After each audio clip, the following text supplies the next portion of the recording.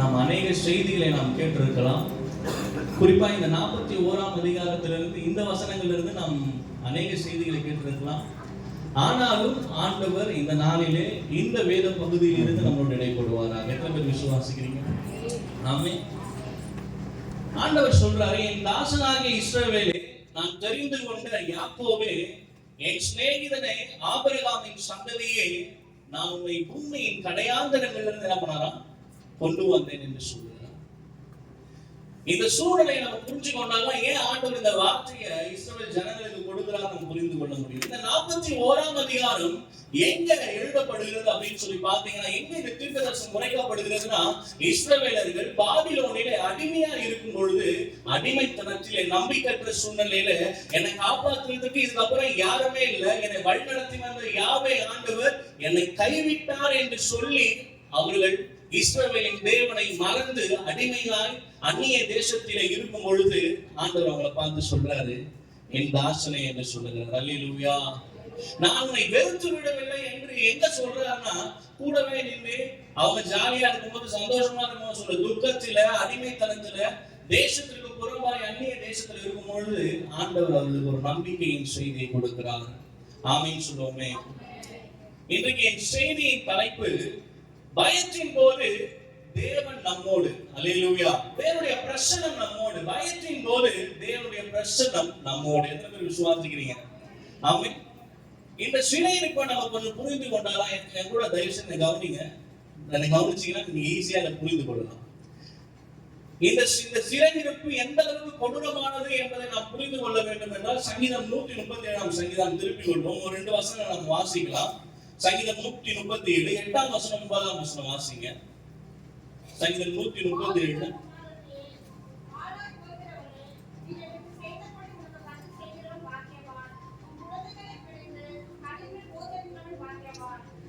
உன் குழந்தைகளை பிடித்து கல்லின் மேல் மோதி அடிக்கிறவன் பாக்கியவான். ஏன் அப்படி சொல்றாரு அப்படின்னா, இந்த சங்கீதம் எங்க எழுதப்பட்டிருக்குன்னா, இஸ்ரவேலிலே இருந்து பாபிலோனுக்கு அடிமையாய் கொண்டு போகப்பட்டு அடிமைத்தனத்தில் இருந்த ஒரு நபர் எழுதுகிறார், பாபிலோன் குமாரத்தியை, உன் பிள்ளையை பிடித்து கல்லில் அடிக்கிறவன் பாக்கியவான். ஏன் சொல்றாரு அப்படின்னா, இவங்களை சிறையில் கூட்டு போகும்போது இந்த பாபிலோன் என்ன பண்ணாங்க அப்படின்னா, இவருடைய குழந்தைகளை பிடித்து கல்லிலே அடித்து கொடூரமாய் இஸ்ரவேலின் வம்சத்தை கொடூரமாய் கை போனதை கூட பார்க்காம செவுத்துல அடிச்சு கொண்ட ஒரு கொடூரமான ஆட்கள் யாருன்னா இந்த பாபிலோனியர்கள். தங்களுடைய அந்த பயணத்திலே, சிறையிருப்பின் பயணத்துல நம்ம இன்னைக்கு போற மாதிரி கார்ல என்ன பண்ண முடியாது, போக முடியாது. பாபிலோனுக்கும் இஸ்ரவேலுக்கும் வெகு தூரம். அந்த தூரத்தை கடக்கணும்னா அவன் நடந்து போகணும். அதுவும் அடிமைகள் ட்ரெஸ் போட்டுக்கூடாது. என்ன போட்டுக்கூடாது? ட்ரெஸ் போட்டுக்கூடாது. அடிமைகளை அவர்களை பிடித்து கொண்டு போகும்போது ட்ரெஸ் போட்டுக்கூடாது. தங்களுடைய சகோதரியின் தாய் தந்தையின் நிர்வாணத்தை பார்த்து ஒருவர் வேதனையோடு சொல்லுகிறார், உன் குழந்தையை பிடித்து கல்லிலே அடிக்கிறவன் பாக்கியவான். அந்த அளவுக்கு அந்த சிறையிருப்பு கொடூரமான ஒரு சிறையிருப்பு. அல்லேலூயா. அந்த கொடூரமான சிறையிருப்பை தேவன் அனுமதிக்க காரணம் என்ன அப்படின்னு சொன்னா, எவர்களை அவர் நேசிக்கிறாரோ அவர்களை அவர் சிக்ஷிக்கிறார். எத்தனை பேர் விசுவாசிக்கிறீங்க? அவர்களை சிக்ஷிக்கிறதற்காய், அவருடைய வாழ்க்கையில புதிய விஷயத்தை ஆண்டவர் கற்றுக் கொடுப்பதற்காய் சில சிறையிருப்பின் அனுபவங்களை ஆண்டவர் அவருடைய வாழ்க்கையில அனுமதிக்கிறார். ஆமென் சொல்லுவோமே. இந்த இஸ்ரவேலர்கள் எதை இழந்து போனாங்க தெரியுமா? தேவன் கொடுத்த வாக்குத்தத்த தேசத்தை என்ன பண்ணாங்க? இழந்து போயிட்டாங்க. ஆபிரகாமுக்கு ஆண்டவர் வாக்கு கொடுக்கிறார், உன் சந்ததியை என்ன பண்ணுனானு, வானத்தின் நட்சத்திரத்தை போல கடற்கரை மணலை போல பெருக பண்ணுவோம், உனக்கு கானான் தேசத்தை ஒரு சந்ததியாக கொடுப்பேன்னு சொல்லி ஆண்டவர் வாக்கு கொடுத்த அந்த கானான் தேசத்தை இழந்து போய் அவர்கள் காணப்படுகிறார்கள். இரண்டாவது, தேவன் வாசம் செய்யுமான இடம், சாலமோன் கட்டிய தேவாலயத்தை இடித்து சூறையாடினார்கள். அந்த ஆலயம் தான் உங்களுக்கு அடையாளம். இன்னைக்கு எப்படி நம்ம கூடி வருகிறது? எங்க கூடி வரும்? சபை.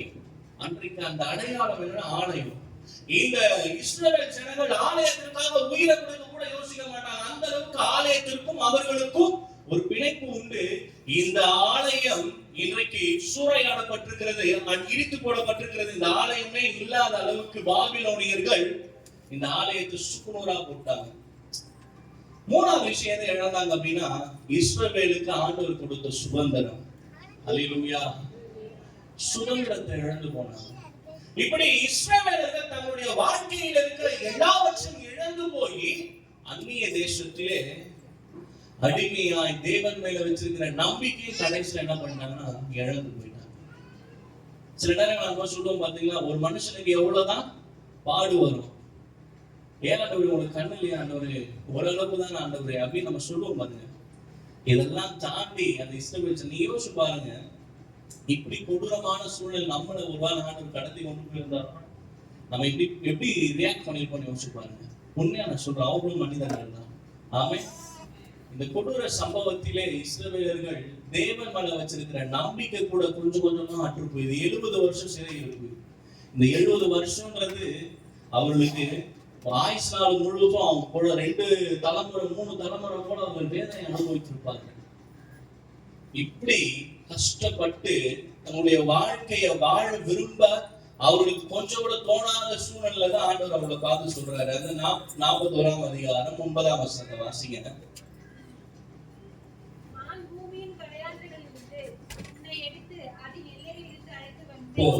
நான் பூமியின் கடையாந்திரங்களிலிருந்து உன்னை எடுத்து அதன் எல்லையிலிருந்து என்ன பண்ணாரா அழைச்சிட்டு வந்தான். ஆண்டவர் எதை தெரியுமா நினைப்பூட்டுகிறார், இஸ்ரவேலே நீ இந்த அடிமைத்தனத்தை என்ன பண்ணாத, காரணம் காட்டாத. எகிப்திலே 430 வருடம் என்ன பண்ணிட்டு இருக்கிற, அடிமையா இருக்கும் பொழுது உனக்கு இஸ்ரவேல் என்னும் பெயர் கொடுக்கப்படுவதற்கு முன்பதாய், நீ தேசமாய் மாறுவதற்கு முன்பதாய், நீ கொத்தடிமையாய் தலைமுறையாய் அடிமையாய் நீ எகிப்தில இருக்கும் போது என்ன பண்ண அப்படின்னா உன்னை தெரிந்து உன்னை சொல்லுகிறார். அல்லேலூயா. எல்லாரும் எதை தெரியுமா பார்ப்பாங்க, ரியாலிட்டி தான் பார்ப்பாங்க. ஃபர்ஸ்ட் இருக்கிறது இப்ப என்ன நடக்குது, கரண்டா என்ன இருக்கு நம்ம வாழ்க்கையில. கொஞ்சம் பக்கத்துல தட்டி சொல்லுங்க, இதுக்கு முன்னாடி எப்படி இருக்கணும், பக்கத்துல தட்டி சொல்லுங்க, இதுக்கு முன்னாடி நம்ம எப்படி இருக்கணும். முன்னாடி இருந்த காலையில இப்ப நல்லா தான் இருக்கிறோம். அல்லேலூயா. முன்னாடி இஸ்ரவேல் ஜனங்கள் எகிப்திலே 430 வருஷங்கள் தான் இருக்கிறாங்க, அடிமையா தான் இருக்கிறாங்க. அவருடைய வாழ்க்கை எவ்வளவோ நினைக்கிறாங்க, மாற்றமே என்ன பண்ணல, முடியவே இல்லை, கொஞ்சம் கூட மாற்ற முடியல. ஆண்டவர் அதுல இருந்து மாற்றினார்ல. அல்லேலூயா. இஸ்ரவேல் ஜனங்க எதை பாக்குறாங்கன்னா, இந்த 70 வருட சிறை இருக்குள்ள என் ஆண்டவர் கைவிட்டார், ஆண்டவர் என் கூட இல்ல, என்னை ஏமாத்தினார்னு சொல்றாங்க. ஆண்டவர் சொல்றாரு, டேய் உன்னை எங்க நான் தெரிந்து கொள்ள தெரியுமா, பூமியின் கடையாந்தரங்களிலிருந்து உன்னை தெரிந்து கொண்டேன். அல்லேலூயா. எங்க நினைப்பூற்றாருன்னா அந்த பாபிலோனிய சிறை இருக்குள்ள அவங்க நினைப்பூற்றாரு. பூமியின் கடையாந்தரம் அவங்க என்ன ராஜா மாதிரி இருந்தாங்கன்னா 430 வருஷம் என்ன பண்ணிட்டு இருந்தாங்க, கொத்தடிமை. சொல்லுங்க, கொத்தடிமையா இருந்தாங்க. அவர்களுக்கு சுதந்திரம் கிடையாது. இஸ்ரவேல் ஒரு பெரிய தேசமா, ஆனா அப்ப இல்ல. அவர்கள் யாருமே அவங்களுக்கு அடையாளமே இல்லாத ஒரு கூட்டம். அது அடையாளமே கிடையாது, அவருக்கு மதிப்பு கிடையாது, எதுவுமே கிடையாது, அவங்களுக்கு ஒண்ணுமே கிடையாத ஒரு ஜனங்களை ஆண்டவர் என்ன பண்றாருன்னா தேடி போய் அவரை தெரிந்து கொள்ளுகிறாராம். அந்த வருஷம் சொல்லுது பாருங்க, நான் பூமியின் கடையாந்தரங்களிலிருந்து உன்னை எடுத்து அதன் எல்லையில் இருந்து என்ன பண்ணாரு, உன்னை அழைத்து வந்தேன் என்று சொல்லுகிறார். நீங்க என்ன பண்ணாத, இந்த சூழ்நிலையை பார்த்து சோர்ந்து போயிடாத. ஏன்னா நீ தெரிந்து கொள்ளப்பட்ட விதமே வேற மாதிரியான விதம். அல்லேலூயா. சிலருக்கு சின்ன பிரச்சனை வந்தாலும் சோர்ந்து போயிடுவாங்க, அவங்களுடைய வாழ்க்கையை ஒழுங்காயிடும், முடிஞ்சிடும், ஆண்டவரே இல்ல அப்படி இப்படின்னு ஓடிடுவாங்க. ஆனா சிலருடைய வாழ்க்கையில பாத்தீங்கன்னா எவ்வளவு பெரிய பிரச்சனை வந்தாலும் புயலே அடிச்சாலும் நான் ஆண்டவருக்காக நிக்கிறேன். அல்லேலூயா. உங்களை என்னை ஆண்டவர் எதற்கு பழக்கி வைக்கிறார் என்று சொன்னால், இந்த அனுபவத்திற்கு நேராக பழக்க வைக்கிறார். நீங்க எல்லாரும் எப்படி தெரியுமா இருக்கணும், உங்க வாழ்க்கையில இருக்கிற பிரச்சனையை பார்த்து, உங்க வாழ்க்கையில இருக்கிற ஏழ்மையை பார்த்து, உங்க வாழ்க்கையில இருக்கிற தரித்திரத்தை பார்த்து என்ன பண்ணக்கூடாது, ஐயோ இந்த கடவுளை நம்பி வந்ததுக்கு இது வேணும் என்னமோ வேணும்னு சொல்லிட்டு என்ன பண்ணக்கூடாது, போயிடக்கூடாது. ஆண்டவர் எதை கற்றுக் கொடுக்க விரும்புகிறார் என்று சொன்னால், அந்த 430 வருஷம் அடிமையா இருக்கும் போது உன் கையை பிடிச்சு நான் கூட்டு வந்த நானே இந்த 70 வருஷத்துல அவனை கைவிட்ட போறோம் அப்படின்னு சொல்றாரு. அல்லேலூயா. இந்த 70 வருஷம் சிறையிருப்புலே ஆண்டவர் நம்மளுக்கு புதிய ஒரு ஆண்டவரால் பிரதிபலிக்க போகிறார். அல்லேலூயா. நான் பேசுறது புரியுது. எகிப்துல இருந்து கூட்டு வரும்போது ஒரு பெரிய செங்கடல் வருது முன்னாடி. செங்கடலை பிளக்கும் போதுதான் தெரியுது, செங்கடலை பிளக்கிற வல்லமையுள்ள ஆண்டவர் நம்மோடு இருக்கிறாரா அப்படின்னு இஸ்ரவேலர்கள் ஷாக் ஆகுறாங்க. அல்லேலூயா. செங்கடல் என்னன்னா, செங்கடலை பிளக்கிற ஆண்டவர் இஸ்ரவேல் ஜனங்களுடைய வாழ்க்கையில பார்த்திருக்கவே முடியாது. அப்போ இந்த செங்கடலை ஆண்டவர் ஏன் அவனுக்கு முன்னாடி வைக்கிறார் அப்படின்னா, அதை பிளக்கிற வல்லமையுள்ள ஆண்டவர் நான் என்பதை காண்பிக்கிறதுக்காக வைக்கிறார். எத்தனை பேர் நான் சொல்றது? ஆமை. ஆண்டவர் இப்படி இஸ்ரவேல் ஜனங்களை வழிநடத்தி வந்திருக்கிறார். அதனாலதான் சொல்றாரு, உன்னை பூமியின் கடையாந்தரங்களிலிருந்து என்ன பண்ண இங்க ஆண்டவர் உங்களை பார்த்து என்ன சொல்றாரு, நீங்க ஒருவேளை தெரியாம நான் வந்து இங்க மாட்டிக்கிட்டேன், தெரியாம நான் வந்து இங்க சிக்கிக்கிட்டேன் அப்படின்னு நீங்க ஒருவேளை கவலைப்பட்டு இருக்கீங்களா? முன்னாடி இருக்கும்போது எனக்கு அந்த அளவுக்கு பிரச்சனை இருந்துச்சு, ஆனா அதை பத்தி நான் பயம் இல்லை. இன்னும் ரொம்ப பிரச்சனையா இல்லாம பயமாக இருக்குது. ஆண்டவர் நான் சொல்றாருன்னா, நீ தானா வரல, பூமியின் கடையாந்தரத்துல இருந்து நான் உன்னை எடுத்துட்டு வந்திருக்கிறேன்னு சொல்றாரு. ஆமே.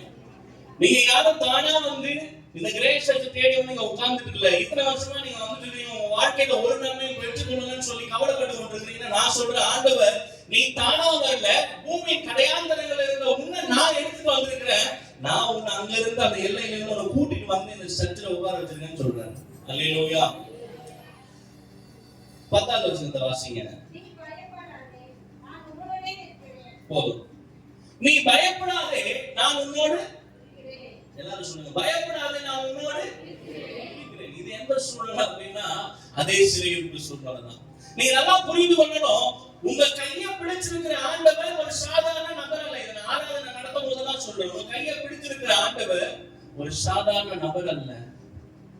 இந்த இஸ்ரவேலுக்கு நம்பிக்கையே இல்லைங்கலாம் போவோம் அப்படின்னு சொல்லிட்டு சில பிரச்சனை சில கடன்லாம் வந்துச்சு நம்ம போக பாருங்க, இதுக்கப்புறம் நம்ம வாழ்க்கையில மீட்டு வருவதற்கு வாய்ப்பே இல்ல. சில சூழ்நிலை இருக்குது நம்ம வாழ்க்கையில. இந்த பிரச்சனை என் வாழ்க்கையில மாறவே மாறாது, இது இப்படிதான் நான் அனுசரிச்சுதான் போயிடே அப்படின்னு சொல்ற அந்த சூழ்நிலைய ஆண்டவர் மாத்த வல்லமை உள்ளவராக இருக்கிறார். ஆமென். இவ்வளவு நாள் என்னை நடத்தி வந்த அந்த ஆண்டவர் எவ்வளவு பெரியவர் இந்த இஸ்ரவேலுக்கு தெரியும். நல்லா புரிந்து கொள்ளுங்க, இந்த ஆண்டவர் எவ்வளவு பெரியவர், இந்த ஆண்டவர் எவ்வளவு மகத்துவம் உள்ளவர்லாம் இவங்களுக்கு தெரியாமனா கானான் தேசத்தை சுதந்திரிக்கவில்லை. கானான் தேசத்துல பாலும் தேனும் ஓடுகிற தேசத்தை ஆண்டவர் கொடுக்கும் போது ஜாலியா இருந்துச்சுயோ அதான் சொல்றாரு. அவருக்கு நன்மையை பெற்றனா தீமையை பெறாதிருப்பது எப்படி? அது தீமை வரும்போது மட்டும் நம்ம எப்படி அவரை தூஷிக்க முடியும் அப்படின்னு சொல்றாரு. ஆண்டவர் இந்த சூழ்நிலை என்ன சொல்றாருன்னா, நீ பயப்படாத. பக்கத்தை பார்த்து சொல்லுங்க, நீங்க பயப்படாதீங்க. தூணான ஒரு தட்டி எழுப்பி சொல்லுங்க, நீங்க பயப்படாதீங்க. அதே வசனத்தில் என் நீதியின் வலது கரத்தினால் உன்னை தாங்குவேன் சொல்றார். நல்லா இதை கவனிங்க, ஆண்டவர் என் நீதியின் கரத்தினால் என்று சொல்லவில்லை, என் நீதியின் வலது கரத்தினால் உன்னை. எல்லாரும் சொல்லுங்க, ஆண்டவர் என்ன சொல்லல அப்படின்னா என் நீதியின் கரத்தினால தாங்குவோம்னு சொல்லல, என் நீதியின் வலது கரத்தினால் உன்னை. ஏன் ஆண்டவர் அப்படி சொல்லாது பாருங்க. எப்பவுமே ரைட்டான ஒரு பவர் உண்டு, அப்படிதானே? ரைட்டான ஒரு பவர் உண்டு. ரைட்னாலே ஒரு பவர்னு அர்த்தம். ஆண்டவர் சொல்றாரு, என் நீதியின் வலது கரத்தினால் உன்னை. அப்படின்னா என்ன அர்த்தம்? என் முழு பலத்தோட நான் உங்களை கையை பிடிச்சிட்டு நான் ஒரு நாள் என்ன பண்ணல விட்டு இல்ல, நீ பயப்படாத அப்படின்னு சொல்றாரு. என் நீதியின் வலது கரத்தினால். நீங்க யோசிச்சு பாருங்க, ஒரு ரோடு கிராஸ் பண்றோம் அப்படின்னா ஒரு சின்ன புள்ள ஒரு ரோடு கிராஸ் பண்ணது, அது தனியா கிராஸ் பண்ணும்போது அது சாத்தியமா? நீங்க யோசிச்சு பாருங்க, இந்த ஈசிஆர்ல சிங்கப்பூர் ஷாப்பிங் சிக்னல் உண்டு, அதுல இருந்து அடுத்ததுக்கு போனா அந்த ரோடு கிராஸ் பண்ணனாலே நம்பிக்கை என்ன மாட்டேங்குது, ஒண்ணும் பண்ண முடிய மாட்டேங்குது. அவ்வளவு நேரம் நிக்கிறோம், சிக்னல் போட்டாலும் வந்துட்டு இருக்கிறாங்க, எல்லாம் பரபரப்பா இருக்குது. இந்த ரோட்ல ஒரு சின்ன பிள்ளை ரோடு கிராஸ் பண்ண தனியா நிக்குது, அதால முடியுமா? அதால முடியுமா? எல்லாரும் கொஞ்சம் பேசுங்க, அதால முடியுமா? ஆனா இதுவே அவங்க அப்பா கூட நின்று கையை பிடிச்சிட்டு இருக்காரு. இப்ப அப்பா கூட்டு போறாரு, இப்ப தைரியமா. ஆண்டவர் அதான் சொல்றாரு, உன் கையை பிடிச்சிட்டு நீ தனியா நின்று போராடி கொண்டு இல்ல. உன் வாழ்க்கையில நீ நின்று நீ யுத்தம் பண்ணி கொண்டு இல்ல, நீ சும்மா இருக்கிற, நான் தான் யுத்தம் பண்ணிட்டு இருக்கிறேன். உன்னை நான் வலது கரத்துல என்ன பண்ணிட்டு இருக்கிறேன், பிடிச்சிட்டு இருக்கிறேன். ஆண்டவர் சொல்றாரு. நீங்க எத்தனை பேருக்கு நம்பிக்கை இருக்கு என்னுடைய கரத்தை ஆண்டவர் பிடிச்சிட்டு இருக்கிறார்? உங்க கரத்தை ஆண்டவர் இறுக்கமாய் வலது கரத்தினாலே உன்னை பிடித்திருக்கிறார். ஆமென். நீங்க ஒருவேளை சோர்ந்து போய் அல்லது ஆண்டவர் மேல நம்பிக்கை அச்சு உங்க உட்கார்ந்துட்டு இருக்கிறீங்கன்னா நான் சொல்றேன், ஆண்டவர் உங்களை தெரிந்து கொண்டிருக்கிறார். அவர் உங்களை வெறுத்து விடவில்லை. அநேகருடைய வாழ்க்கையில சில நேரங்கள்ல சில சூழ்நிலையில அவங்களுடைய குணாதிசயம் மாறும் பொழுது, அவங்களுடைய கேரக்டர் அவங்களே அறியாம சில நேரங்கள்ல ஏதாவது செய்யும் போது ஆண்டவர் என்ன பண்றாரு, கைவிட்டாரு. ஆண்டவர் நம்மளுக்கு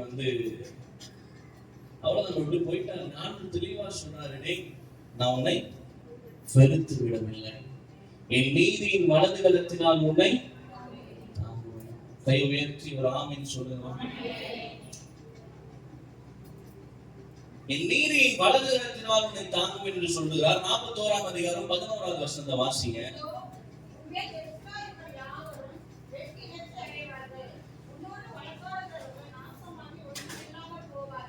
உன்மேல் எரிச்சலாய் இருக்கிறவர்கள் வெட்டி லட்சை அடிவார்கள், அவர்கள் ஒன்றுமில்லாமல் நீ இவனை பார்த்தா பயந்துட்டு இருக்கிற, உன்னை மேற்கொண்டுட்டான், உன்னை புடிச்சிட்டு போயிட்டான், சிறையில தள்ளிட்டான், உன்னை அடிமையா வச்சிருக்கிறான், இவனை பார்த்து தான் பயந்துட்டு இருக்கிற. இந்த பயத்தை நான் மாத்திரேன் சொல்றேன். அல்லேலூயா. அவர்கள் ஒன்றுமில்லாமல் போவார்களாம். அடுத்த வருஷம் இன்னும் தெளிவா சொல்ற. அடுத்த வருஷத்தை வாசிங்க. உன்னோடு போராடினவர்களை தேடியும் காணாதிருப்பாய், மனுஷர் ஒன்றுமில்லாமல் இல்பொருள் ஆவார்கள். அல்லேலூயா, அல்லேலூயா. உன்னோடு போராடினவர்கள் இல்பொருள் ஆவார்கள் அப்படின்னா உடனே நம்ம மைண்ட் வந்துடக்கூடாது. அந்த ஆண்டி தான், அந்த அக்கா தான், அந்த அம்மா தான், இந்த அண்ணன் தான் அப்படின்னு நம்ம வந்துடக்கூடாது. உன்னோடு போராடுகிற எல்லா பிரச்சனையும் இல்பொருளாய் மாறி போகும். இல்பொருள்லாம் புரியுதா? அதுக்கு எவிடன்ஸே எல்லாம் அழிஞ்சு போயிடும். அல்லேலூயா. உன் வாழ்க்கையில இப்படி ஒரு பிரச்சனை இருக்குது எங்க அப்படின்னு கேட்டா நீ சொல்றது கூட அந்த எவிடன்ஸே என்ன பண்ண நம்மளுடைய வாழ்க்கையில இருக்காத அளவுக்கு ஆண்டவர் மாற்றுவார். எத்தனை பேர் விசுவாசிக்கிறீங்க? இந்த பாபிலோனியர்கள் தானே உன்னை அடிமைப்படுத்தி வச்சிருக்கிறாங்க. இந்த பாபிலோனியர்கள் தானே உன்னை சிறையில கொண்டு உன்னை ஒரு கைதியை போல உன்னை நடத்துகிறாங்க. இவர்கள் இல்பொருள் ஆவார்கள் என்று சொல்லுகிறார். அல்லேலூயா. எவை உங்களை மேற்கொள்ளுகிறதோ, எவை உங்களை நெருங்குகிறதோ, எந்த பிரச்சனை உங்களை ஆண்டவர்கிட்ட முன்னாடி போக விடாம உங்களை தனி வாழ்க்கையில உங்க டிப்ரெஷனுக்குள்ள உங்களை கொண்டு போகுதோ, குடும்பத்துல சமாதானமே இல்லாம கொண்டு போகுதோ, உங்க குடும்பத்துல ஒரு நிம்மதியே இல்லாம வறுமையிலே கொண்டு போகுதோ, அந்த பிரச்சனைய ஆண்டவர் இல்பொருளாய் மாற்ற போகிறார். அல்லேலூயா. ஒரு எவிடன்ஸ், நான் உங்களுக்கு ஒரு எக்ஸாம்பிள் சொல்லணும் அப்படின்னா, இஸ்ரவேலர்கள் எகிப்துல இருந்து வெளியே வராங்க.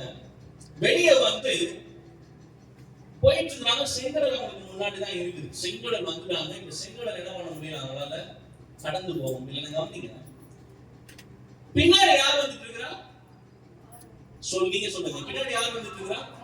பார்வோன் சேனை வந்துட்டு இருக்குது. இப்ப இவனுக்குள்ள என்ன பயம் அப்படின்னா, நான் அங்கேயே இருந்திருப்பேனே, அவங்க கிட்டே அடிமையா இருந்தா கூட எனக்கு 3 வேளை சாப்பாடு போட்டு நான் நல்ல வேலையில இருந்தா அப்படியே இருந்திருப்பேனே, ஓரளவுக்கு நிம்மதியா. ஏன்னா அங்க நீங்க கூட்டிட்டு வந்து என்ன சாவடிக்கிறதுக்கு முன்னாடி என்ன இருக்குது?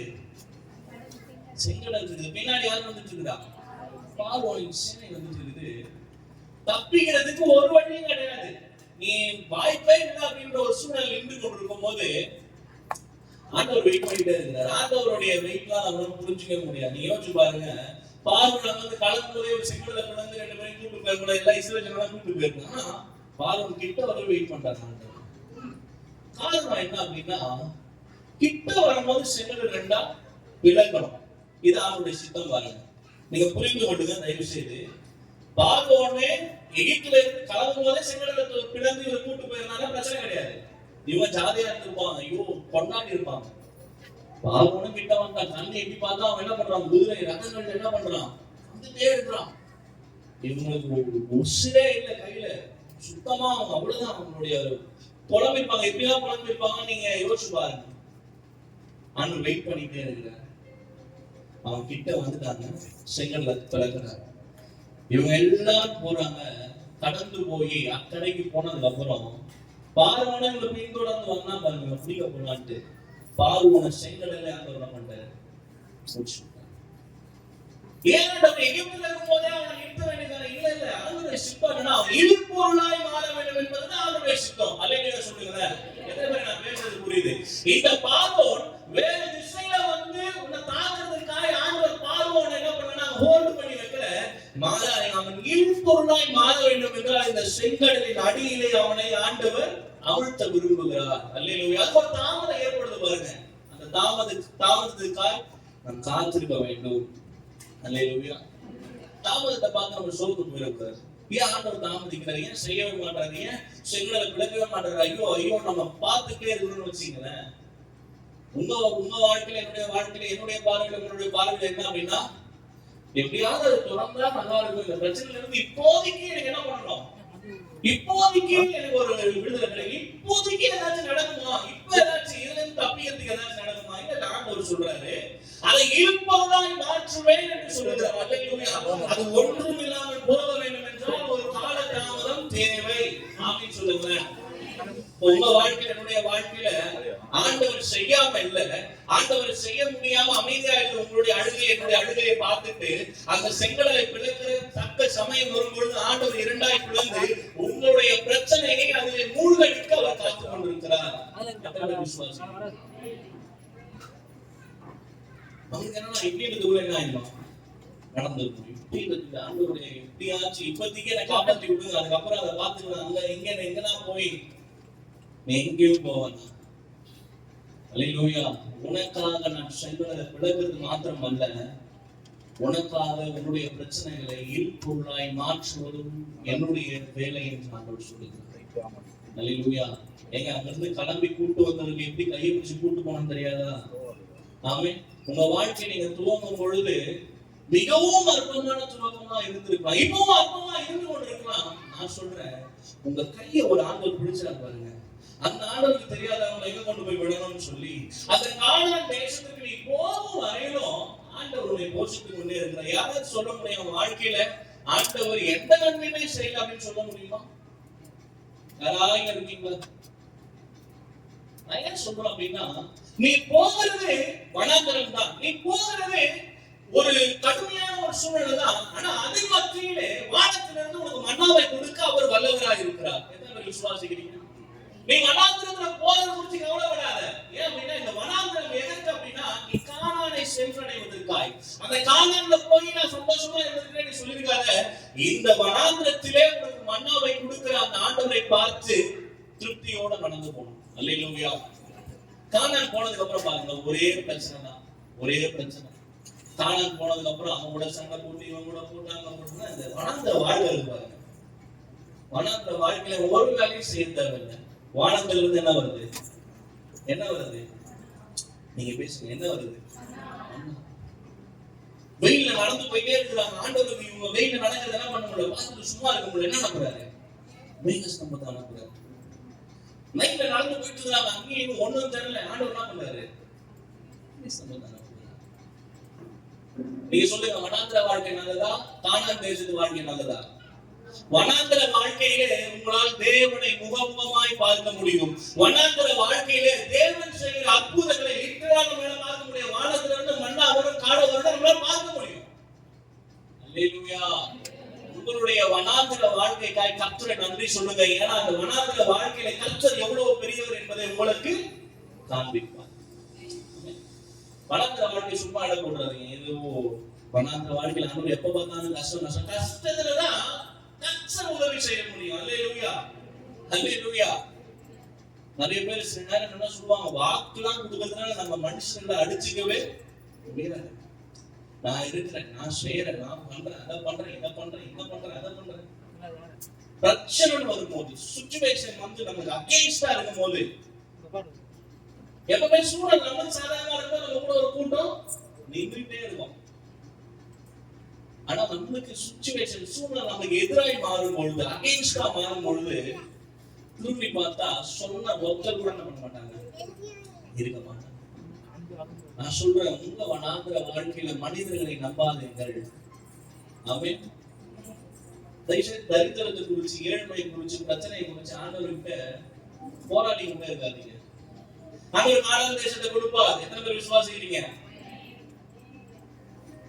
இஸ்ரவேலர்கள் அதை துரிதமா பெற்றுக்கொள்ளணும்னு பாக்குறாங்க. துரிதமா ஆண்டவர் 40 வருடம் என்ன பண்றாருன்னா வனாந்தரத்திலே நடத்துறார். இந்த வனாந்தர வாழ்க்கையிலதான் அவன் அநேக காரியங்களை கற்றுக்கொண்டான். நியாயப்பிரமாணம் எங்க வந்துச்சு? எங்க வந்துச்சு? வனாந்தரத்திலே வந்துச்சு. ஆண்டவருக்காய் நீ எப்படி வாழணும்ன்றத எங்க ஆண்டவர் கற்றுக் கொடுப்பாரு? இந்த வனாந்தர வாழ்க்கையில தான் கற்றுக் கொடுப்பாரு. அல்லேலூயா. எடுத்த உடனே நம்ம போய் கோபுரத்துல உட்காந்துட்டு வச்சுங்க, எடுத்த உடனே நம்ம ராஜ வாழ்க்கை வச்சுங்க, அதோட வேல்யூ என்ன பண்ணாங்க?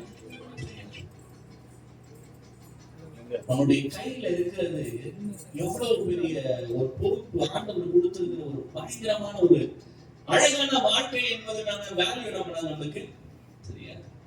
வனாந்திர வாழ்க்கையில நீ படுகிற கண்ணீரே, நீ படுற கஷ்டம், உன்னுடைய வாழ்க்கையில ஏற்படுகிற எல்லா சூழ்நிலையிலும் நீ ஒன்னே ஒன்று புரிந்து கொள்ளலாம், இது எல்லாம் மற்றே நடத்துகிற ஒரு ஆண்டவர் இருக்கிறார் புரிந்து கொள்ளலாம். அல்லேலூயா. உங்களை நடத்துகிற ஆண்டவரை நீங்கள் பார்க்க வேண்டும் என்று சொன்னால் உங்கள் வாழ்க்கையிலே வனாந்திரம் அவசியம். என்ன மாதிரி வனாந்திரமான வாழ்க்கை எப்படி சொல்லுங்க? கூட ஒரு சிலர் தான் கைதுக்குறாங்க. அல்லேலூயா. ஏன் வனாந்திர வாழ்க்கை உங்களை அழகுறதுக்காக கிடையாதுங்க. வனாந்திர வாழ்க்கை வந்து உங்களை வந்து கஷ்டப்படுத்தி உங்களை ஒடுக்கி உங்களை சாகடிக்கிறதுக்காக கிடையாதுங்க. ஆண்டவர் உங்களை யுத்தத்துக்கு பழக்க வைக்கிறது அந்த வனாந்திரத்துல. ஆமென். அந்த யுத்தத்திற்கு எந்த ஆண்டவர் உங்களை பழக்க வைக்கிறாருன்னா வனாந்திரத்திலே பழக வைப்பார். உங்க வாழ்க்கையில இருக்கிற பிரச்சனை பார்த்து நீங்க ஒரு நாளும் சோர்ந்து போயிடாதீங்க. இல்ல உங்க வாழ்க்கையில இருக்கிற மலை போல தேவையை பார்த்து என்ன பண்றாதீங்க, நீங்க சோர்ந்து போயிடாதீங்க. உங்க குடும்பத்துல இருக்கிற பிரச்சனையை பார்த்து நீங்க சோர்ந்து போயிடாதீங்க. நான் சொல்றேன், உங்க வாழ்க்கையில ஆண்டவர் செய்ய நினைத்தது ஒரு மனிதனாலும் தடுக்க முடியாது. ஆண்டவருடைய வாழ்க்கையில செய்ய நினைத்தது ஒரு நாளும் தடைபடாது. அந்த 41வது வசனம், 1வது அதிகாரம் 12வது வசனத்தை வாசிங்க. தேடியும் என்ன பண்ண முடியாதுன்னா கண்டே புரிய முடியாது. அல்லேலூயா. டெம்பரவரி சொல்யூஷனை கொடுக்கிறது நம்ம ஆண்டோட வேலையே கிடையாது. பக்கத்துல பார்த்து சொல்லுங்க, டெம்பரவரி சொல்யூஷன், தற்காலிகமான ஆண்டவர் தீர்வை கொடுக்கிறவரோட பக்கத்துல பார்த்து சொல்லுங்க, பேசுங்க, பக்கத்துல பார்த்து சொல்லுங்க, சிரிச்சுட்டே சொல்லுங்க. ஆண்டவர் டெம்பரவரி சொல்யூஷனை கொடுக்க மாட்டாரு. தேடி திரும்பி நீங்க அந்த பிரச்சனையை தேடினாலும் உன்னால என்ன பண்ண முடியாது, கண்டுபிடிக்கவே முடியாத மாதிரி ஆண்டவர் குழியை தோண்டி 100 அடியோ 200 அடியோ 2000 அடியோ 3000 அடியோ அவரோட இருக்காது, தோண்டி புதைச்சுவாரு. நம்மளாலே கண்டுபிடிக்க முடியாது. முன்னாடி இருந்தாலும் நீ காசு கேட்டா இப்ப இல்ல, எனக்கு தேவை, எனக்கு கிடைச்சிச்சு, ஆண்டவர் கொடுத்தாரு. அல்லேலூயா.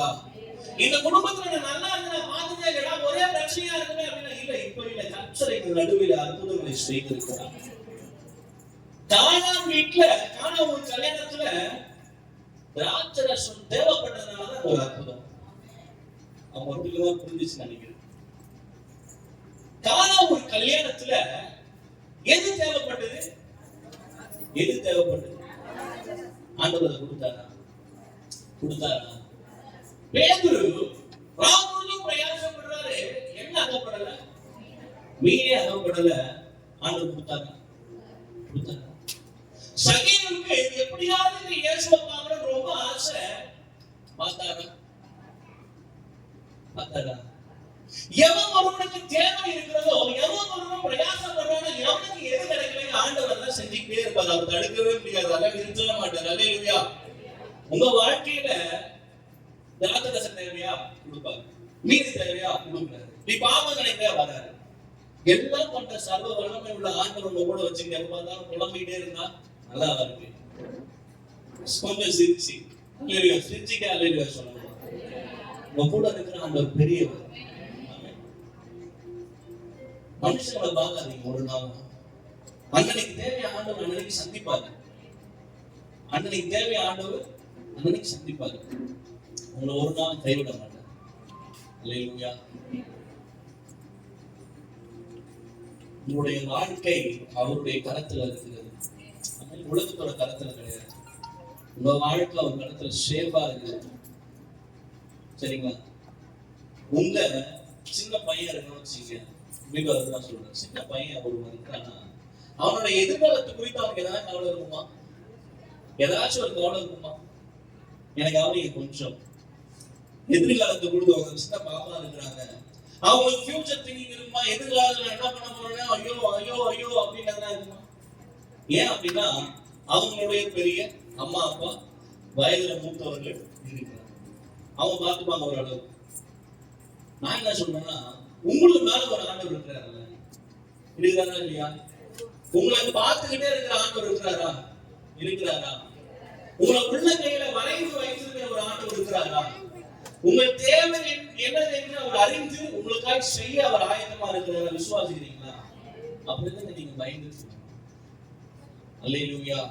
இந்த சிறையிருப்பின் வாழ்க்கையிலே இஸ்ரவேலே, நீ பயப்படாதே, நான் உன்னோடு கூட இருக்கிறேன், உன்னோடு போராடினவர்களை தேடியும் காணாதிருப்பாய். நீ ஏன் கவலைப்பட்டுக்கிற? இந்த 70 வருஷ சிறையிருப்பு நான் உனக்கு கற்றுக் கொடுக்க போகிற அநேக புதிய காரியங்களுக்காய் தவிர உன்னை கைவிடுவதற்காய் அல்ல. உங்க வாழ்க்கையில நீங்க படுற கஷ்டம் உங்களை அழிப்பதற்காய் அல்ல. உங்க வாழ்க்கையில ஆண்டவர் புதிய ஆண்டவரா உங்களுக்கு வெளிப்பட போகிறார். அல்லேலூயா.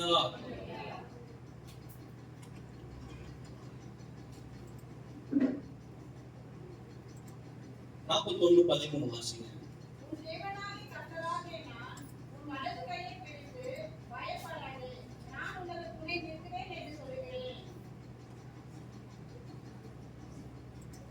இந்த சிறையிருப்பிலே உன்னை அழிப்பதற்கு அநேகர் போராடி கொண்டிருக்கிறாங்க. உனக்கு யாருமே இல்லை அப்படின்னு சொல்லி புலம்பிட்டு இருக்கிறாங்க. சில நேரங்கள்ல பாருங்க, அவங்களுக்கு உதவி செய்யறதுக்கு ஒரு கூட்டம் இருக்குது. அவன் வாழ்க்கையே சரி கிடையாது, நான் கத்துக்கு உண்மையா இருக்கலாம், எனக்கு உதவி செய்யறதுக்கு ஒருவரும் இல்லை அப்படின்னு சொல்லி நான் மனிதர்களை பார்த்து கொண்டிருக்கிறோம். ஆனா ஆண்டவர் சொல்லுகிறார், ஃபர்ஸ்ட் சொன்ன நான் என்ன பண்றேன்னா, நீதியின் வலதுகரத்தினாலே நம்மை தாங்குகிறார். இப்ப ஆண்டவர் சொல்றாரு, உன் வலதுகையை உனக்கு பிடித்து நான் என்ன பண்ணா உனக்கு துணை நிற்கிறேன் என்று ஆண்டவர் சொல்லுகிறார். எனக்கு பின்னாடி யார் இருக்கிறா அப்படின்னா, ஒரு பெரிய முதலமைச்சரோ இல்ல எம்எல்ஏக்களோ இல்ல பெரிய ஆட்களோ இருக்கிறாங்கன்னு சொல்லுகிறத இந்த உலகத்துல வேணா மேன்மையா இருக்கலாம். ஆனா உங்களுக்கு பின்னாடி எனக்கு பின்னாடி துணையா இருக்கிறது யார் அப்படின்னு சொன்னா, இந்த உலகத்தை உண்டாக்கின ஒரு கடவுள் இருக்கிறாங்க. அல்லேலூயா. சிலரோட வாழ்க்கையிலனா எதையுமே மாற்ற முடியாது. ஏன் அப்படின்னா அவங்களோட வாழ்க்கையில நம்பிக்கையே கிடையாது. ஆனா விசுவாசம் இல்லாம ஒன்றத்தையும் நீங்க பெற்றுக்கொள்ள முடியாது. ஒன்றத்தையும் பெற்றுக்கொள்ள முடியாது. ஒன்னும் கூட பெற்றுக்க முடியாது. ஆனா இதுவே ஒரு கண்மூடித்தனமான விசுவாசம் இருக்கணும்னா யாரு மாதிரினா, இந்த 12 வருஷமா பெரும்பாலான ஸ்திரீகள் கண்மூடித்தனமா எங்கேயாவது கேள்விப்பட்டிருக்கீங்களா? வஸ்திரத்தை தொட்டு சுகமா இருக்குது என்ன கேள்விப்பட்டிருக்கீங்களா? அவருக்கு என்ன தெரியுமா? கண்மூடித்தனமான விசுவாசம். இந்த கண்மூடித்தனமான விசுவாசம் எதை கொண்டு வருகிறது என்றால் அற்புதத்தை கொண்டு வருகிறது. அல்லேலூயா சொல்லுங்களேன். உங்கள் விசுவாசம் உங்களுடைய வாழ்க்கையில அற்புதத்தை கொண்டு வரும். சங்கீதம் 32:10 தெளிவா சொல்லுகிறது. சங்கீதம் 32:10 வாசிங்க.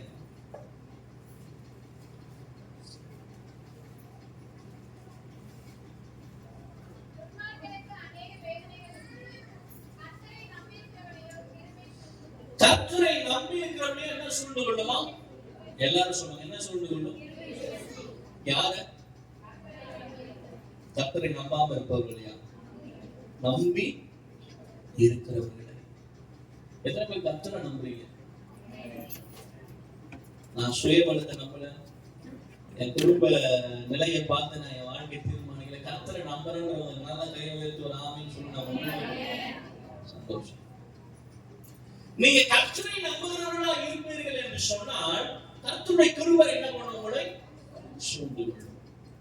எவன் ஒருவன் கர்த்தரை விசுவாசிக்கிறானோ, எவன் ஒருவன் கர்த்தரை நம்புகிறானோ, அவனுடைய வாழ்க்கையில கர்த்தர் ஒரு செழிப்பை கட்டளையிடுவார். அல்லேலூயா. ஏன்னா ஆண்டவருக்கு உங்களை ஆசீர்வதிக்காம வேற யார் ஆசீர்வதிக்க பிரியமா இருக்கும்? நீங்க நினைச்சு பாருங்க. ஆண்டவருக்கு பேருக்கு மீன் வேணும், அவன் அதை பிரயாசப்படுறாங்க. ராம் முழுவதும் பிரயாசப்பட்டு அவனுக்கு கிடைக்கல அப்படின்னு அவனுக்கு வேதனையா இருந்தோ இல்லவோ, ஆனா இந்த உலகத்தை உண்டாக்கின ஆண்டவருக்கு என்ன ஆகுதுன்னா அது அஃபெக்ட் ஆகுது பாருங்க. உன்னை தொடுகிறவன் மணியை நீ அழுகுற அப்படின்னா அவரால் பார்த்துட்டு சும்மா இருக்க முடியாது. அல்லேலூயா. உன்னுடைய கண்ணீரை ஆண்டவர் துடைப்பதற்கு, அதை மாற்றுவதற்கு, அதை ஈழ்பொருளாய் மாற்றுவதற்கு ஆண்டவர் பிரயாசப்பட்டு கொண்டிருக்கும் பொழுது நாம என்ன பண்றோம்? ஆண்டவர் எப்படியாவது கொஞ்சம் இந்த பிரச்சனை கொஞ்சம் ஏதாவது உதவி செய்யுங்க, 2 நாள் கழிச்சு வரா மாதிரி என்ன சொல்றேன்னா, உங்க வாழ்க்கையில ஆண்டவர் ஈழ்பொருளாய் நிறைய காரியங்களை மாற்ற அவர் ஆயத்தமா இருக்கிறார். நீங்க தயவு செய்து ஆண்டவர் பிளேம் பண்ணாதீங்க. ஆண்டவர் குற்றப்படுத்தாதீங்க. ஆண்டவருடைய செயல்களை குறித்து நாம ஈஸியா கேள்வி கேட்கிறோம். என் வாழ்க்கையில உன் வாழ்க்கையில ஆண்டவர் என்ன செஞ்சாரு? சில நேரங்கள்ல நம்ம என்ன யோசனை, என் வாழ்க்கையில ஆண்டவர் என்ன பண்ணல, ஒண்ணுமே செய்யல அப்படின்னு நம்ம நினைக்கிறோம். ஒண்ணுமே செய்யலையா? ஒண்ணுமே செய்யல என் வாழ்க்கையில. யோசேப்பு ஒருவேளை கேட்டிருந்தாங்க அப்படின்னா, பார்வோனுக்கு அடிமையா போகிறதுக்கு முன்னாடி என் வாழ்க்கையில ஆண்டவர் ஏதாவது நன்மை செஞ்சிருந்தாரா? என்ன நன்மை செஞ்சாரு? நான் எங்க அப்பா கூட ஜாலியா இருந்தேன், சந்தோஷமா இருந்தேன். என் சகோதரர்கள் என்னை விட்டு போட்டாங்க, என்னை நேசிக்கிறதுக்கு ஒருவரும் இல்ல. அடிமையாய் பார்வோன் இடத்துல வந்திருக்கிறேனே, என்னை பார்த்து கேட்கறியே, கர்த்தர் ஏதாவது நன்மை செஞ்சாரான்னு கேட்கறியே, உனக்கு இருக்கா அப்படின்னு ஒருவேளை கேட்கலாம். ஒருவேளை நான் சொல்றேன் கேட்கல, ஒருவேளை அவங்களே கேட்டிருந்தா அப்படி கேட்டிருந்தா சொல்லியிருக்கேன். ஏன் அப்படின்னா, நன்மையை வாழ்க்கையில பார்த்ததே இல்லை ஆண்டவரே, நான் ஒரு நாளும் ஒரு காலம் நன்மையை பார்க்கலையேன்னு சொல்லி யோசேப்பு அங்கலாய்ப்பிலே சில வார்த்தைகளை கேட்டிருந்தா சொல்லி இருக்கலாம். ஆனா யோசேப்போட வாழ்க்கை வர முடியல. அல்லேலூயா. நான் என்ன சொல்ல வரேன்னா, சுத்தி சுத்தி ஒரே விஷயம், உங்க வாழ்க்கை அவருடைய கரத்துல இருக்கிறது. எத்தனை பேர் அதை நம்புறீங்க? உங்க வாழ்க்கை எங்கேயும் போயிடலங்க. உங்க வாழ்க்கையில நடக்கிறது எல்லாம் தேவனுடைய அனுமதியோட தான். யோபுடைய வாழ்க்கையில சகலத்தையும் இழந்து போறான். சகலத்தையும், ஒண்ணுமே போட்டது கூட ட்ரெஸ் இல்ல, சகலத்தையும் இழந்து போறான். ஆனா அவரோட வாழ முடியல. நான் சொல்றேன், உங்க வாழ்க்கை இதோட முடியல. பக்கத்துல பார்த்து சொல்லுங்க, உங்க வாழ்க்கை முடியல. சில பேர் கேட்டா இப்பதான் ஒரு 18-19 வயசு ஆகும், என்னோட வாழ்க்கையே முடிஞ்சிருச்சு அப்படின்ற அளவுக்கு அவங்க யோசிப்பாங்க. அப்ப நீங்க தான் எந்த அளவுக்கு யோசிப்பீங்க? நீங்களே யோசிச்சு பாருங்க. இவ்வளவுதான் நம்ம வாழ்க்கை. நான் சொல்றேன், வாழ்க்கை முடியல. ஆமென். ஆதியாகமம் 20ஆம் அதிகாரம் திருப்பி வருவோம். ஆண்டவர் உங்களை கைவிடுகிற ஆண்டவர் அல்ல. ஆதியாகமம் 50ஆம் அதிகாரம் அதில் 20வது வசனத்தை வாசிங்க. நீங்கள் எல்லோரும் எனக்கு தீமை செய்ய நினைத்தீர்கள்,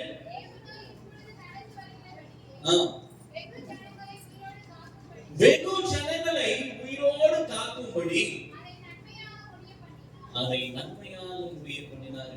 யோசேப்புடைய வாழ்க்கையில தான் வாழ்ந்ததுக்கு என்ன இல்லை, ஆதாயம் கிடையாது. நீங்க ஒரு வேலை உட்காந்துருக்கீங்க, என் வாழ்க்கையை ரன் பண்ணவே முடியலையே, என் வாழ்க்கையில என்னுடைய தேவையை சந்திக்கப்படலையே, நான் எப்படி மற்றவங்களை சந்திக்கப்பட போறேன், நான் மற்றவங்க தேவை எப்படி நடத்துவேன், என் குடும்பத்துல இது இருக்குது அது இருக்குது இங்க இருக்குது அங்க இருக்குது. நான் சொல்றேன், கர்த்தர் உங்களுக்கு செய்ய நினைத்தது ஒருவனாலும் தடுக்க முடியாது.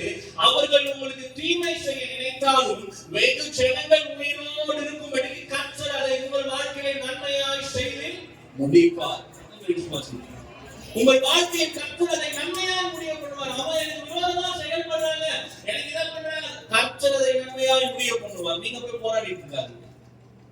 அல்லேலூயா. உங்களோடு போராடினவர்களை நீங்க தேடி காணாது இருப்பீங்களா? நீங்க போய் ஃபைட் பண்ணிட்டு இருக்காங்க. நீங்க கொஞ்ச நாள் அமைதியா இருக்கணும். கடவுளை கொஞ்ச நாள் சண்டை போட விடுங்க. நீங்க அவங்களால சண்டை போட ஜெயிக்க முடியாது உங்க வாழ்க்கையில. இவ்வளவு நான் இத்தனை வருஷமா நீங்க உங்களை பார்த்து ஒரு கேள்வி கேட்கிறேன், இவ்வளவு வருடமா உங்களுடைய வாழ்க்கையில நடக்கிற எல்லா பிரச்சனையும் நீங்க சண்டை போட்டு தான் இருக்கிறீங்க. யாராவது ஜெயிச்சிருக்கீங்களா? நீங்களா? ஏதாவது பதில் சொல்லுங்க. ஜெயிச்சிருக்கீங்களா இல்லையா? இல்ல. நான் என்ன சொல்றேன்னா, நீங்க சும்மா இருங்க. இவரு கொஞ்ச நாள் சண்டை போடணும்.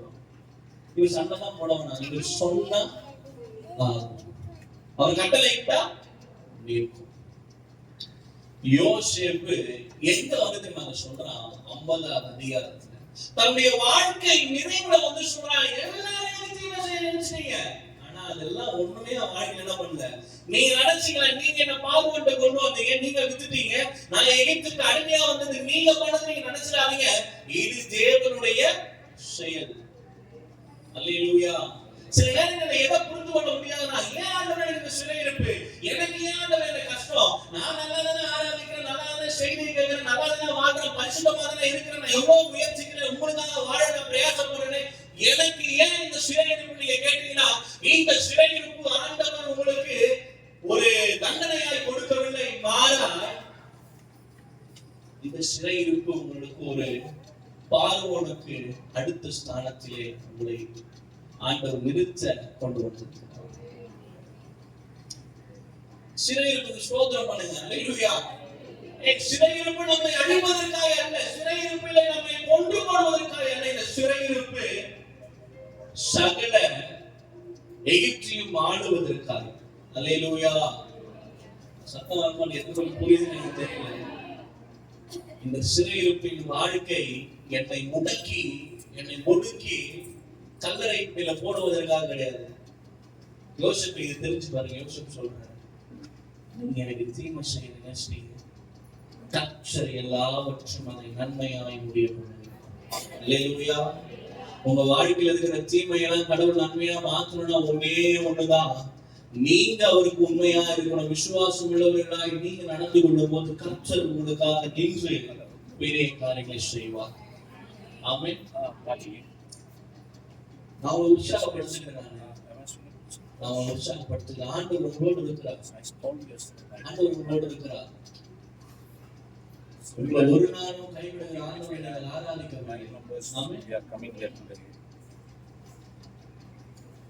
நான் என் வாழ்க்கை திரும்பி பார்க்கிறேன். 26 வயசு ஆகுது. 26 வயசு ஆகுது.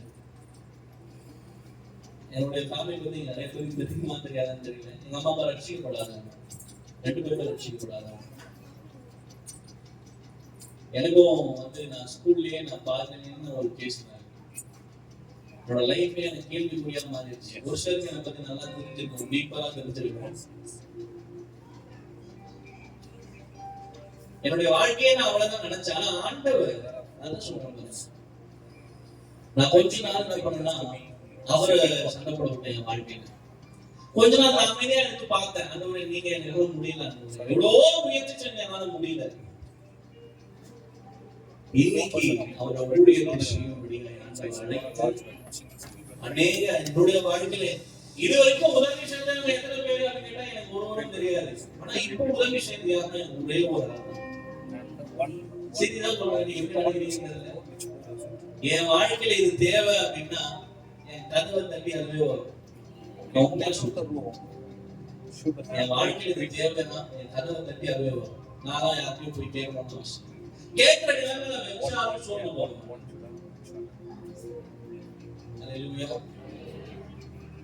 உங்க வாழ்க்கையில கதவை தட்டி கொடுக்கிற ஆட்களை ஏற்படுத்துவாங்க. அவங்க கதவை தட்டி உள்ள வரணுமா, உள்ள வந்து உள்ள வரலாமான்னு கேட்டு நான் இது தரணும், இதை சொல்லணும். நீ சோதனை போயிருந்த நேரத்துல ஆண்டவர் ஒரு ஆள் அனுப்புவார். அனுப்பி உங்களுக்கு தேவையான வார்த்தையை கொடுப்பார். பணத்தை மட்டும் பத்தி பேசுனாங்க. உங்க வாழ்க்கையில எதெல்லாம் குறையா இருக்கோ கர்த்தர் அதை எல்லாவற்றையும் அறிந்து அதை நிறைவாய் மாற்றுவார்.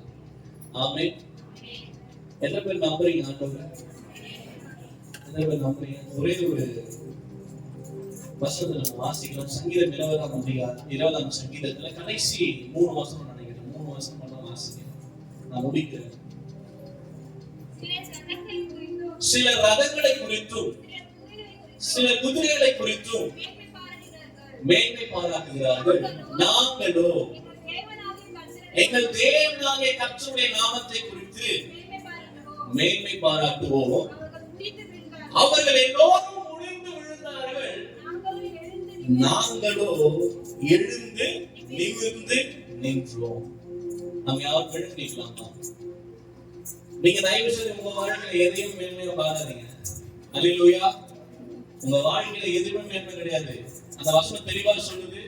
சில ரதங்களை குறித்தும் குதிரைகளை குறித்தும் மேன்மை பாராட்டினார்கள், நாங்களோ எங்கள் தேவனாகிய கர்த்தருடைய நாமத்தை குறித்து மேன்மை பாராட்டணும்னு சொல்லிட்டாங்க. முடிவு என்ன தெரியுமா? குதிரையை குறிச்சும் ரதத்தை குறிச்சும் மேன்மை பாராட்டனுடைய வாழ்க்கை எப்படி மாறி போச்சு அப்படின்னா, அவர்கள் முறித்து விழுந்தார்கள், ஈர்ப்பொருளாய் மாறி போனார்கள். கர்த்தருடைய நாமத்தை குறித்து மேன்மை பாராட்டின இந்த தரித்திரனை ஆண்டவர் எழுந்து நிமிர்ந்து நிற்க செய்திருக்கிறார். அல்லேலூயா.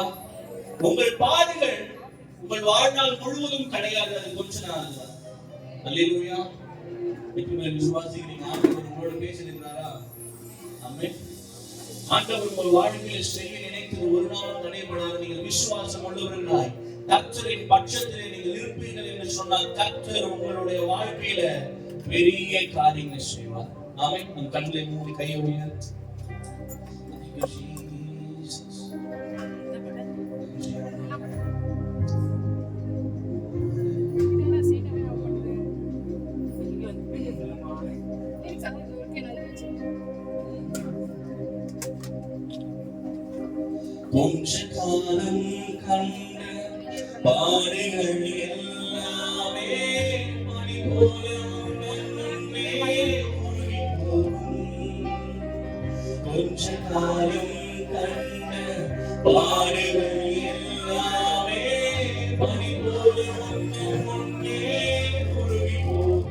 சொல்லுங்க. கொஞ்ச காலம் கண்ட பாடுகள் எல்லாமே பனி போல உந்தன் முன்னே உருகி போகும். கொஞ்ச காலம் கண்ட பாடுகள் எல்லாமே உருகி போகும்.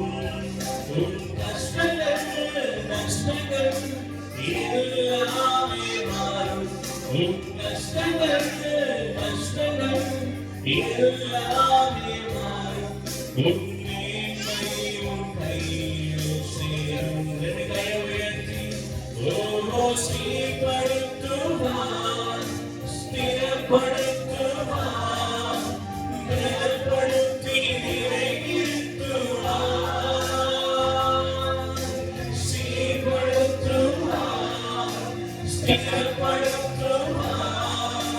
பலப்படுத்தி நிறைவேற்றுவார். சீர்படுத்துவார், உன்னை சீர்படுத்துவார், சீர்படுத்துவார், பலப்படுத்தி நிறைவேற்றுவார். உன்னை சீர்படுத்துவார், ஸ்திரப்படுத்துவார், பலப்படுத்தி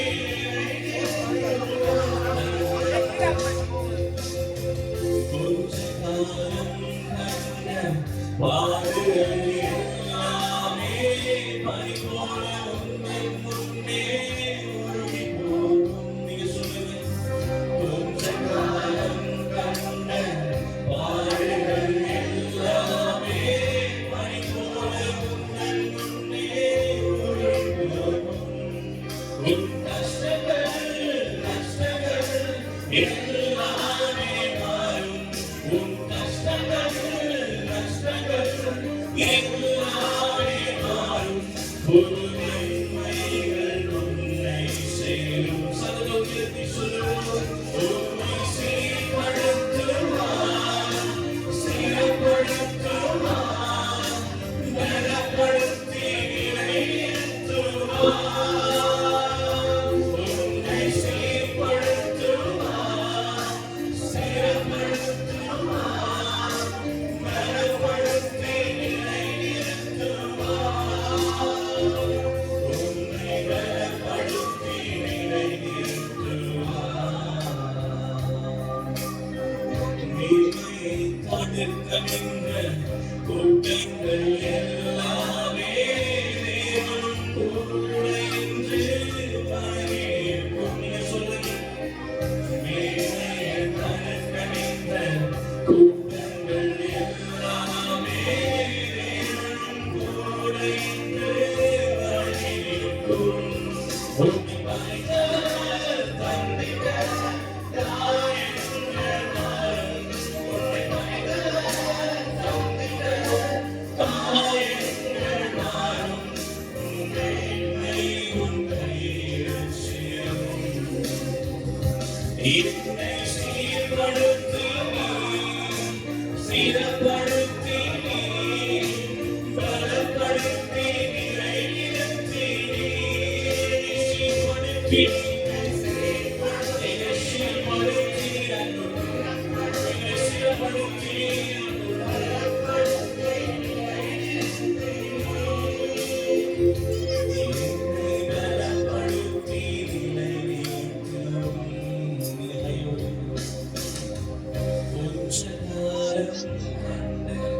பாடுகள் எல்லாமே பனி போல உந்தன் முன்னே உருகி போகும். கொஞ்ச காலம் கண்ட பாடுகள் எல்லாமே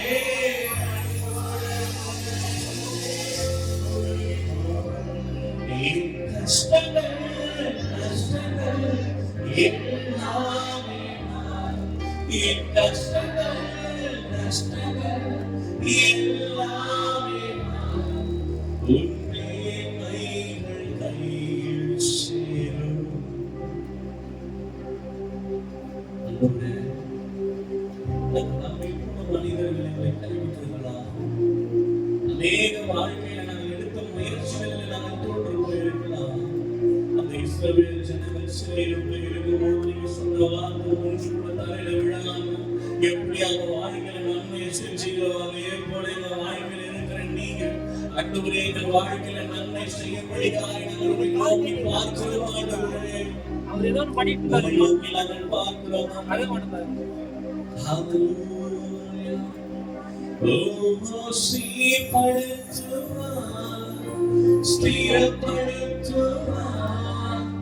பலப்படுத்தி நிலைநிறுத்துவார். உன்னை ஸ்திரப்படுத்துவார் ஸ்திரப்படுத்துவார் பலப்படுத்தி நிலைநிறுத்துவார். நம்மை பலப்படுத்தி